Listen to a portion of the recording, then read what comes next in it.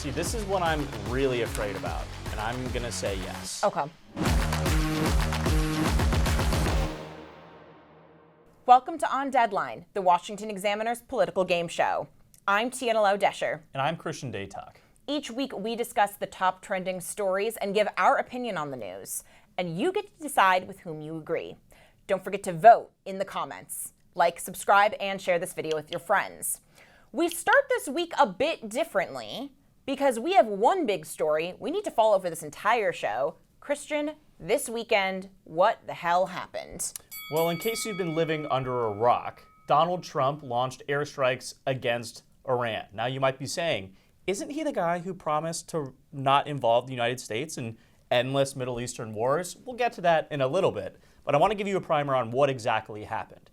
So last week, Donald Trump returned from the G7, and he essentially told us over a course of a few days, I'm going to decide whether or not to bomb Iran in 2 weeks. Turns out he really only needed about 48 hours because Saturday night, unbeknownst to the rest of the world and even Republican staffers here in D.C., 7 B-2 stealth bombers flew all the way from Missouri without braking. They refueled in the air to Iran, and they dropped bunker buster bombs, which have never been used in an active field of combat before, on 2 nuclear sites in Iran. I believe they are called Fordo and Natanz, and a U.S. submarine in the Gulf launched Tomahawk missiles against Natanz and a third facility, Isfa.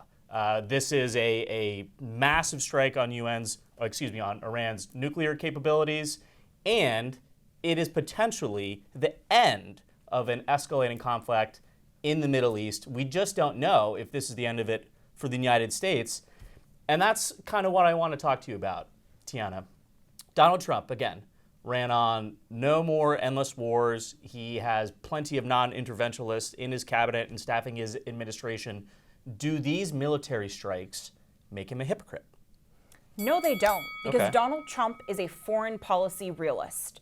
Whereas the neocons and whatever you broadly want to refer to as the Bush administration members that were pushing for war in Iraq and war in Afghanistan, they had a very rose-colored view of other nations and other populations, right? They thought if we liberate Afghanistan, if we liberate Iraq and give them democracy, they will vote in their own economic self-interests, they will vote to liberalize, and that clearly didn't happen.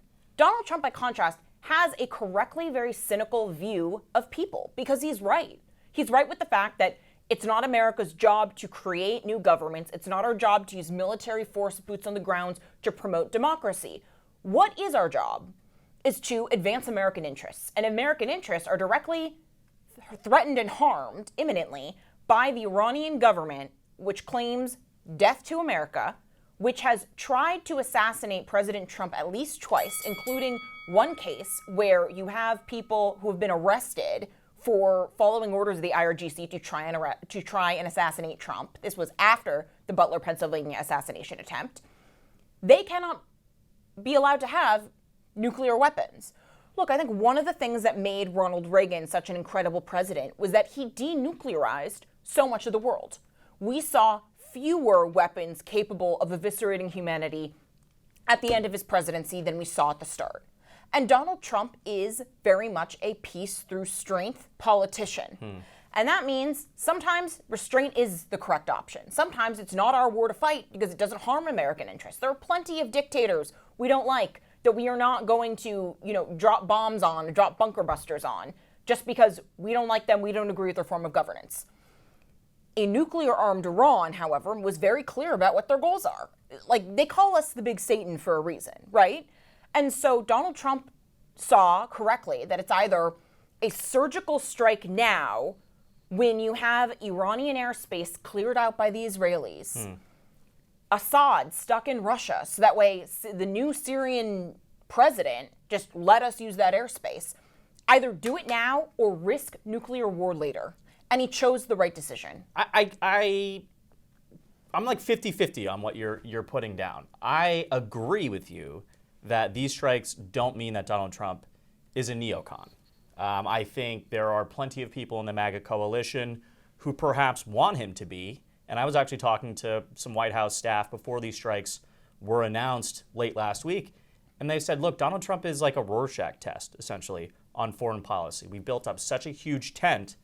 Anything he does will piss someone off in the coalition, right? You look at him and you say, oh, I love that. That must means all of his policies line up with exactly how I feel. And I don't think it's fair to say that Donald Trump has been a pacifist or a non-interventionist. Yeah. He has campaigned against war, but if you look back at his first term in office, shout out Qasem Soleimani, Yeah. shout out dropping the Moab on ISIS insurgents in Syria. He has flexed U.S. military power to a great deal, but I don't think he's the same as, say, a Tom Cotton or a Lindsey Graham or No. people who are actively foaming at the mouth to start a new war in the Middle East. So I agree with you in that regard. But again, there's so many unknowns right now. And you mentioned, we took the strike to make sure that Iran doesn't have a nuclear weapon. I think it's important for us to say both U.S. intelligence and Israeli intelligence, they are not reporting that Iran has a nuclear weapon. They're reporting that they could have that final step in terms of a delivery system like that. If the Ayatollah essentially said, let's go for it, they could get it. So they don't have a nuclear weapon right now. And I'm just not so sure that Donald Trump taking the strike is the only thing that could have prevented them from the Ayatollah pursuing that path. I guess the problem is what else would have worked. Correct. Because, Yeah. and we'll get more into the, counterfactuals and what has been tried before. But I think we will see what happens. I am totally ready to eat my hat later on. But but Donald Trump's history with the Iranians and Donald Trump's history with foreign policy in general, it's been pretty vindicated over the last 8 years. Yeah, without a doubt. I think one of the questions for anyone that has followed the last decade plus of Trump running, the Republican Party has wondered, how did they pull this off without us all knowing beforehand, Christian? That's an interesting inside baseball, how the sausage gets made question that I don't have a perfect answer for. But again, you're talking to folks behind the scenes, there's sort of two things that shine in my mind first and foremost. I was talking to, and I'm going to backtrack a little bit. We'll just call them a senior Trump administration official, right? Journalism. They told me, look, we run a tight ship. Obviously, we talked to you guys about any number of things. This is in background regarding, the entire situation before the strikes.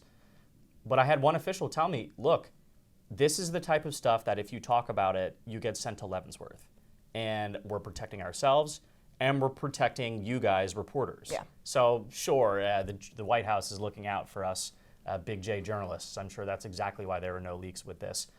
But no, I think perhaps a more rational explanation is that Donald Trump is playing this so close to the vest that even some of his most closest advisors might not have known the exact type of sequencing and the timing of this attack. Let's talk about Pete Hegseth and Tulsi Gabbard, just two anecdotal examples in the cabinet, folks who we know their offices have been leaking to the press. In Hegseth's defense, he will say he's fired all the leakers. He will say that. And some of the leakers have been very vocally livid about the fact that they were terminated. Yeah. Moving beyond that, though, Tulsi Gabbard, DNI, very against intervention in Iran. She was at the White House every single day last week. Now, was that because she was involved in meetings with the president and quite literally couldn't go back to the DNI campus in Northern Virginia?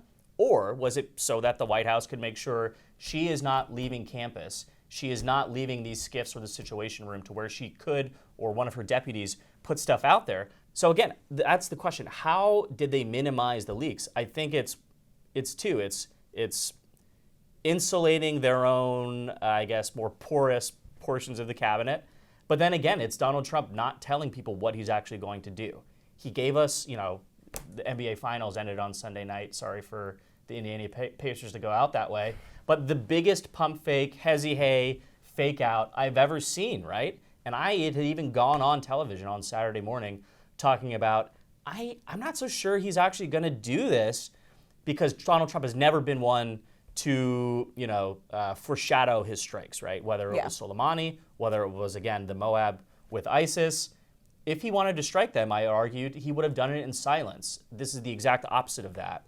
So I think someone like myself, maybe even some of the members of the cabinet, they were not necessarily privy to the president's actual thinking on how he was going to handle this situation. And therefore, if you don't know anything, there's no way the important stuff can get leaked out to the press. That was a very, No, it's good to know. Charlie Day and Always Sunny conspiracy theory way to explain that. Well, because like the original Israeli strikes on Iran, part of the way that the press was so deceived was not only Trump publicly making a big stink of, I want a second Iran deal, but also physically where everyone was, right? Yeah. So Netanyahu Yeah. telegraphed, I'm going to be at my son's wedding at least through the weekend. Similarly, Donald Trump and J.D. Vance pulled off a similar shtick where Trump was in, I think, New Jersey at a fundraiser, and Correct. J.D. Vance was in Los Angeles on Saturday morning, and then they quietly, immediately buzz back to the White House to get this done. And that's some statecraft that you have to appreciate. What I want to talk about now, though, and we sort of alluded to this in the beginning, there was all this infighting among Republicans, or at least the MAGA coalition, about whether or not the U.S. should enter this war. I don't think the strikes will quiet any of those dissenting voices, whether it's Tucker Carlson or Steve Bannon or whoever. And I am curious, did Donald Trump sort of give the resistance a gift in potentially mobilizing a whole subset of his base to not be in support of this president anymore? I think what we saw this weekend was a culmination of a 8-year evisceration of the entire Obama prod bro theory of foreign policy, right? John Kerry's someone that would spell it out very clearly. The entire foreign policy ethos of the Obama administration was Palestine must be centered. The Palestinian issue must be centered. We cannot get anything done in the Middle East without centralizing the priority of the creation of a Palestinian state, and Iran, not the Saudis, must be the premier partner. Trump spent most of his first term dismantling that argument with his maximum pressure campaign on the Iranians, with the Abraham Accords that everyone knows were backed by the Saudi Arabians, that eventually they want to be the last ones to sign on to that. But this went to show that when you get rid of all of Iran's proxies in the Middle East, everyone kind of can get along. It's how you have a former leader of ISIS that now runs Syria saying, "Oh yeah, no, we'll work with the Israelis." Like we all have like the same enemy. The times they are changing, yeah. And so I think far from giving the resistance a gift, they've struck a stake in like one of the only serious ideological core tenets of the resistance, which is you have to center the Palestinians and the Iranians. And the fact is, if you sideline both of them, you actually get a lot of stuff done. With regards to just like the pure grift of campaigning, the grift of the hashtag resistance. I mean, it's a little bit more tangible than No Kings or Project 2025 or whatever canard they've tried to cling on to in the name of opposing Donald Trump. But it seems like another fruitless endeavor just to oppose anything Trump does is bad, when in reality, I think if you ask most people on paper, if you have a country that is ideologically, one of its core tenets and one of its core goals is to destroy the U.S. and assassinate the United States president, and they're on the precipice of having a nuclear weapon, is it better for them to have a nuclear weapon, yes or no? And if the cost of taking away that nuclear weapon does not involve one American life, one American set of boots on the ground, I think most people would say that sounds like a pretty good deal, right? Like trade-offs in foreign policy are usually very heavy. In this case, not so much. Yeah. And so, I'm sure there are a couple of actually serious constitutional libertarians that really have a problem principally with the War Powers Act and really have a problem with, the president not getting Congress to authorize a declaration of war. And not coincidentally, they're all completely silent over the fact that Trump is illegally not enforcing the TikTok ban, right? Like that's a bill that was signed into law not 2 years ago, and he's just not enforcing it. And they didn't make a stink about the tariffs. And so like when Congress just continues to give away all of its power, it makes any claims of angst about if the president is defying, his constitutional authority. It's not very earnest, is it? All right, time for Yays and Nays, a segment where we get to vote on the other news of the week. Donald Trump will decide it's indeed time to make Iran great again. See, this is what I'm really afraid about, and I'm going to say yes. Okay. If you didn't know what the hell we're talking about, over the weekend, Donald Trump posted on Truth Social, MAGA, M-I-G-A, make Iran great again. If it sounds familiar, yes, you're right, MAGA, whatever. But this is ultimately the debate about regime change and entering the United States into a ground war in Iran. Again, something Donald Trump campaigned specifically against doing. And I'm going to say we will end up putting boots on the ground because of the fact that Iran is not necessarily a rational actor, right? You would think, on the one hand, after 2 weeks of punishing airstrikes from Israel and then the United States dropping bombs, which quite literally have never, ever been used before in combat, on their nuclear facilities, they might get second thoughts about, standing up and poking the bear. But, again, this is not a Western country. In fact, this is a country that's not even run by the will of its people. It's run by a select cabal of religious zealots. And I do not believe that they are going to see a de-escalatory off-ramp as the right path. I think Iran will do something. And just to point out, we had reports on Sunday from NBC about how at the G7 summit, through intermediaries, the Ayatollah expressed to the United States that if you strike us, we're going to activate our entire sleeper cell network of terrorists in the United States. That's scary to me. And I don't think some type of subterfuge and attack on that in that realm or attacks against U.S. military personnel in the Middle East, Donald Trump is just going to sit back on his hands and be like, oh, well, we tried, right? We're going to war. I don't think it's going to make Iran great again if our history in the Middle East over the last 20 years is any barometer to go off of.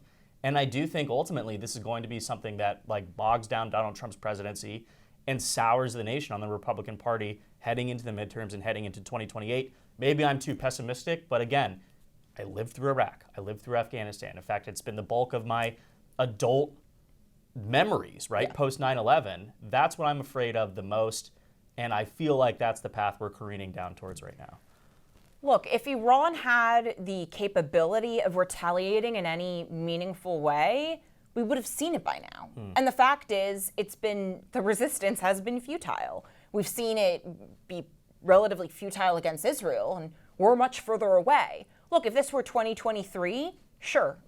I believe that it could get really messy. But let's just think about the map real quickly. So you have Hamas that is close to dead and gone, Hezbollah close to dead and gone, and the Lebanese government for the first time in a long time is able to say, nope, you guys are done. Bashar al-Assad, gone in Moscow. As we've already addressed, Syrian government is weirdly friendly to the West now. So that leaves Russia. It's a little busy with Ukraine, a war that it stupidly started, and that leaves China. And we'll get into the China conversation, but the point is that I don't think Iran has the network to retaliate the way it did a year and a half ago. So Donald Trump's correct that the Iranian government is a dumpster fire that is the closest thing to libs love freaking out about The Handmaid's Tale, and the closest thing to the government in The Handmaid's Tale on Earth today is the Iranian regime, right? A radically theocratic regime that will literally beat and murder women for taking off hijab. Well, it's not even murder because if the law lets them do that, but I think that's a good point. Yeah. So the reason why I bring all this up is because the American interest is not about having a government that's nice to us. It's a government that cannot harm us. If we take out the nukes, that threat is gone. And I think Trump, just given that maybe he could change his spots now, but Donald Trump has never put new troops on the ground anywhere. He has done these surgical precision strikes before, but he stopped short of putting in new troops and starting a new war, right? We didn't get any new war started under his first term. I don't know why he would start one now. My answer will be that I think the Iranian people will want to make Iran great again. Unlike Iraq and Afghanistan, where the population was not liberalized, it was not westernized, it did not have the appetite for democracy. I mean, Tehran in the 70s, Yeah. in the 60s looked like Paris, essentially. Yes. Yeah, or the French Riviera, perhaps. And I have tons of Iranian friends who are Iranian expats, children of Iranian expats. They all know the appetite for a Western government is strong, but that's their job. It's not ours. Let's finish walking through the exercise, though. Again, I agree with everything you're saying rationally, but let's look at this through the realm of 2025, perhaps an irrational lens. Sure. Do you think we're going to have boots on the ground in Iran?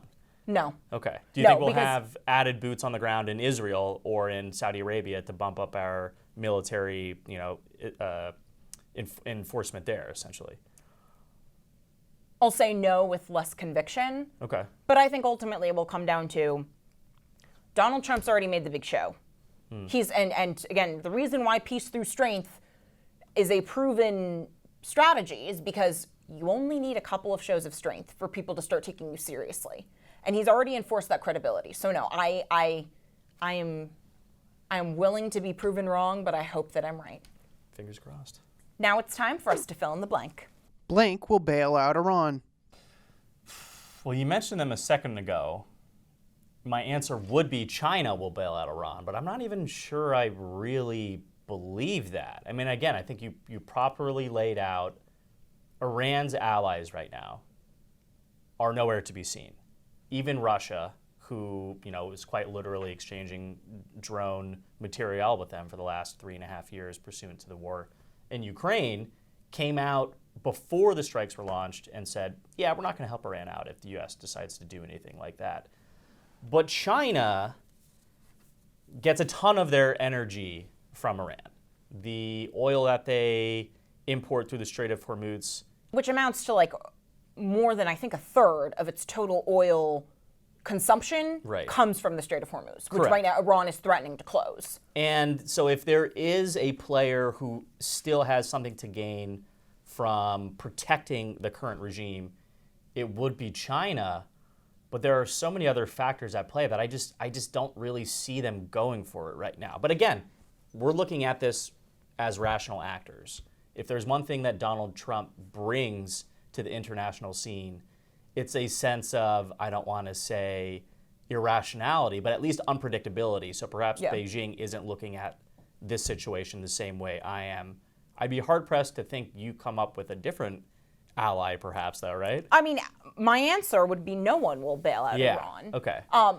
So the reason why the whole Strait of Hormuz thing is fascinating is because Iran's biggest tactical response to the Saturday strike is to harm its only ally that still has teeth, right? Yeah. Like, it doesn't really harm the U.S. if Strait of Hormuz is closed. No. It really hurts the Chinese, obviously, because if you cut off a third of their oil supply, of their total oil consumption, that's an issue. And so you could just easily see Beijing telling them, no, you're not. Well, it's not like they're a country that manufactures a lot of plastics or anything like that.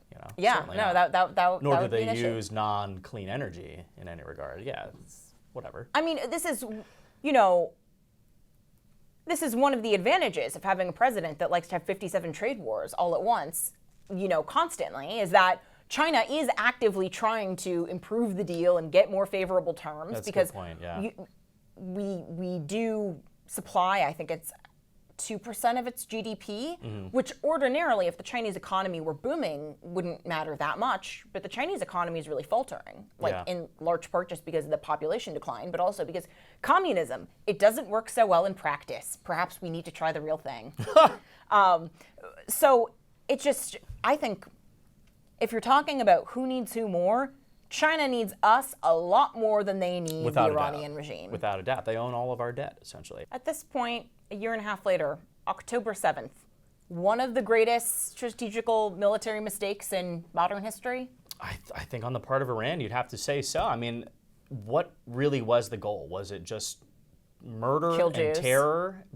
That seemed like a very short-sighted strategy, at least through the 2025 lens of hindsight. Anyway, that's all the time we've got for this week. Don't forget to let us know in the comments who you think took home victory in this week's clash. And like this video, share it with your friends, and subscribe to the channel. I'm Christian Daytalk. I'm Tiana Desher. You can go check out more of our great reporting at washingtonexaminer.com. And in the meantime, we'll see you next week.